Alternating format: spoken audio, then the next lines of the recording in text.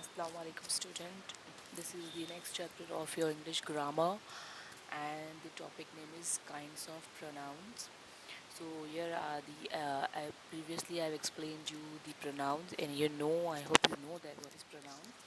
Um, the definition is instead of writing the nouns, you can write in the sentences pronoun like he, she, it, etc. So here are the kinds of pronouns and what it is, and we'll see the definitions of it. Let's move further. Kinds of pronouns. There are four types of pronouns. There are more, but now we'll learn only this. First is reflexive pronoun. Second, emphatic pronoun. Third, personal pronoun. Fourth, interrogative pronoun. Now we will move one by one with the definitions. So first we'll go to the reflexive pronoun. Your definition is the pronoun which reflects or relate back on the subject is called reflexive pronouns. Children, like is telling reflexive pronouns is tell that the reflects or relate back on the subject is called reflective pronouns. Like if I say I drew it myself. Okay, so I is subject. So and there is also myself. I drew it myself. So I is subject and myself is relate to the I. Because I do it myself. I done it myself. So I is subject and myself is reflect or relate to the I. So that is called the reflexive pronoun. Got it? The word myself lays or stress on the subject I. So that is called the reflexive pronouns. She cooked by herself. So she is subject and herself is reflects or relate back to the subject. She is a subject. She cooked by herself. So she is a subject in this sentence and herself is reflects or relate to the she, which is subject. So this is called the reflexive pronoun. If this type of sentence you see in the question paper, you have to understand that this is called the reflexive pronoun. Now we'll move emphatic pronoun.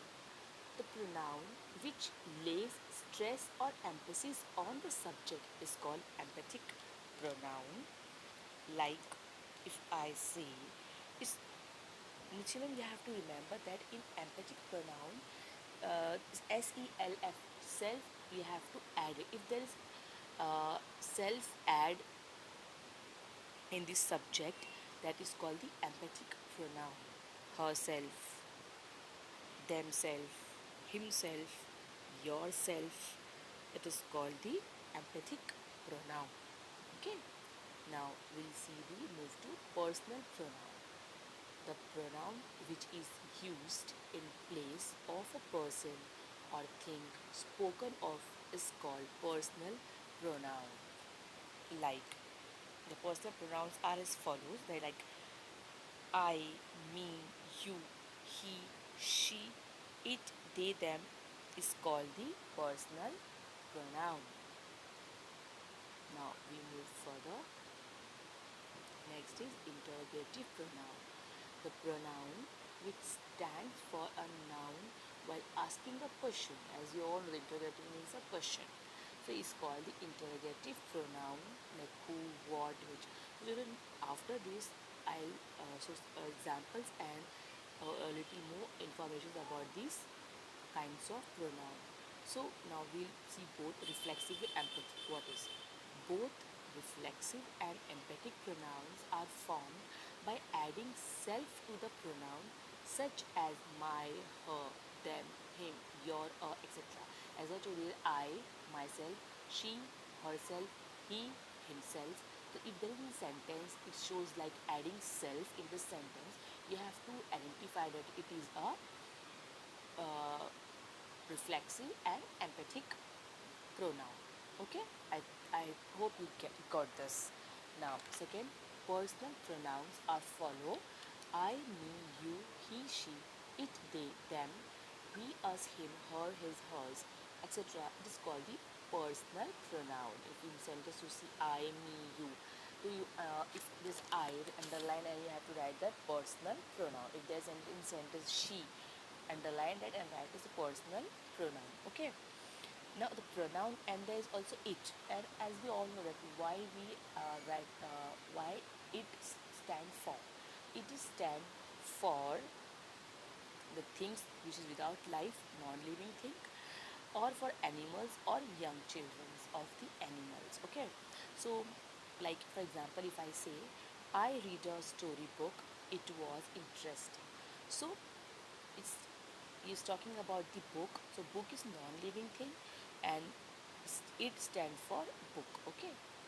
Second, the elephant has a long trunk. Its tusk is made of ivory. So elephant is an animal and it stands for the animal. So its tusk is made of ivory. I hope you understood. We move to next. Kinds of interrogative pronoun, as I told you, interrogative stand for questions like who, what, which, whom, whose.